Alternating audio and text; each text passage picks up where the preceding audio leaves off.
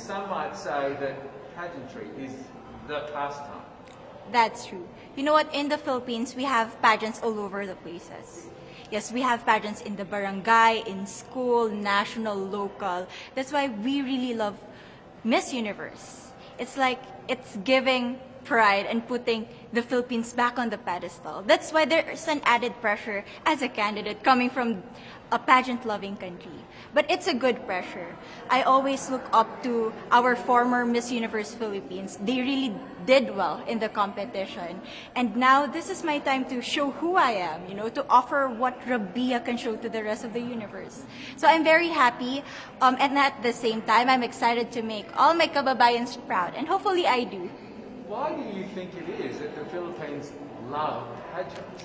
They have appreciation for beauty. We do love pageant because we used to think that we wanted to be included in the world, I have to be honest, in the Philippines, my skin color used to be not the standard of beauty. I was obsessed whitening my skin because these are the kinds of beauty queen we see on the mainstream. But things were different now. That's why I'm very proud to be a morena. In the Philippines, we call it morena. It's brown skin girl. And to be able to represent, my color, my identity as a true Filipina. Tell me about your journey to being crowned Miss Philippines. In a world that, in a country, I should say, that loves pageants. That must have been a very intense process. Tell me about, your journey to being Miss Philippines. Well, my journey was crazy. You know what? I started to be a dark horse. Nobody noticed me. Nobody knows I was in the competition up until the preliminary and the coronation night. And when I won, I received different comments. Of course, there were people who didn't expect me to do well, who think that I cheated. That's why I need to redeem myself in Miss Universe. I really need to do well in this competition. And the thing is, I love pressure. I love criticism. I get better every day with that. You tell me I cannot do that, I turn to you and I'm going to say that, no, I can do it for myself. Good for you. So how does it feel then to be on the global stage? How do you feel to be here in this moment, right now? It's crazy, but I'm overwhelmed with the support, not just from the Filipino community, but also from Thailand, Latin countries who do appreciate me as a candidate, as a person. It motivates me that I am beautiful. I can offer so much in this world. And when somebody believes in you, it gives you that extra energy to really do well and perform well.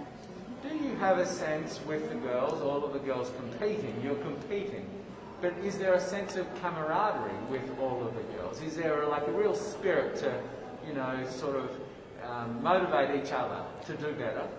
You know what? I have a different idea about Miss Universe. I thought it's going to be very competitive, in a healthy way, well, of course. But now I can see every girl helping each other, from fixing those hairs, from trying to zip up those outfits. It speaks of the closeness and the kind of camaraderie that we want to have. The goal of Miss Universe is not just to crown one girl, but also to build a genuine and long-lasting friendships among us. Would you say within the Miss Universe world, the contestants, is there a sisterhood? Are you sisters? There is sisterhood. I can say I was able to talk to different representatives from different backgrounds, different cultures. And despite our differences, there's so much to be highlighted in what binds us together. And that is because we want to empower women. We want to have our advocacies. We want to speak for the things that we love. And that's a celebration of women and the beauty that we have. So coming out of this week, obviously you would love to be crowned Miss Universe. Of course. And that would be wonderful, of course, for any of you. But what else will you take out of this week? What do you think you'll feel at the end of this week, regardless of the result? How will you be a different person? It's the growth and the development that I was able to have during preparing for this journey. I will be honest, there was a moment that I lost my identity because I was put under pressure. I was in that position in which I feel like I'm not good enough. I'm not a good representative of my country, but I was able to bounce back stronger. And if I was able to do that for Miss Universe, I will be able to do that in life. That is my greatest takeaway from Miss Universe.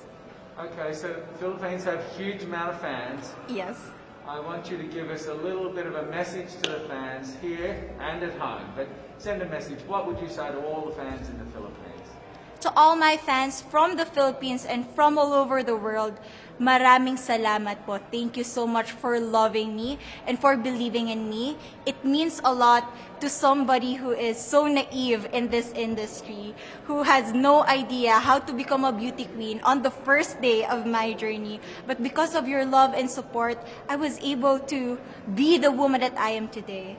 And regardless of the result, I may or I may not win the crown, but one thing is for sure, I'm gonna make you all proud.